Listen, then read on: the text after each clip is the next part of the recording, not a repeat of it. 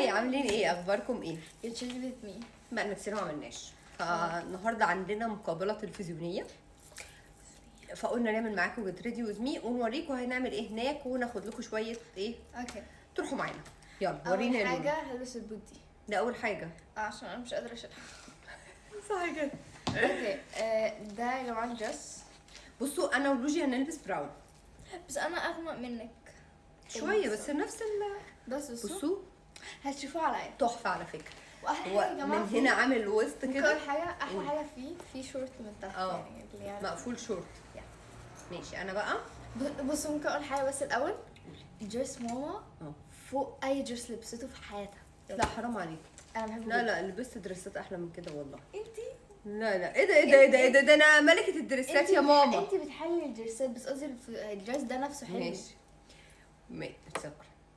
انتي بوسه حبيبتي، دخلت فيها وهي كان قصدها خير، مفيش فايده فيا، شريره. يا جماعه اللي يعرف ان انا ما بعرفش افهم الناس قصدي ايه.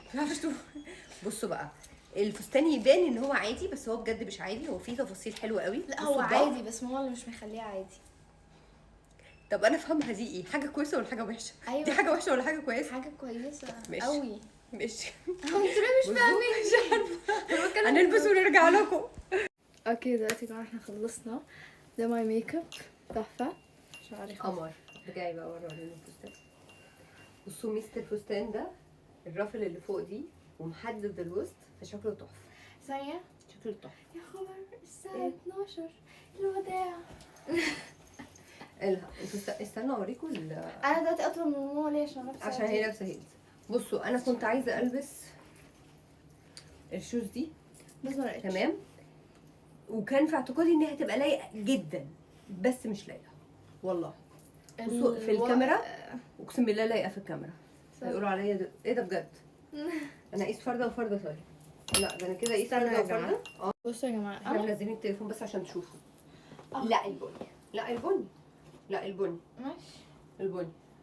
اوكي بصوا لا البني. استنى لا البس الشوز التاني. البس انا اتحركت. ليه مو كانت بعملها كده بتقولي البس شوز. بعد ايه ايه رايكم؟ بصوا الديتيلز. تحفه. انا عايزه اقع. بصوا يا بنتي يا حبيبتي. بصوا قولوا لي رايكم ايه. طبعا مش هننزل كده، احنا هننزل ببلاطي عادي جدا. الشنطه انا بصي يعني على انت بكم. انا بصوا يا جماعه لذيذه. بصوا يا جماعه نص كم.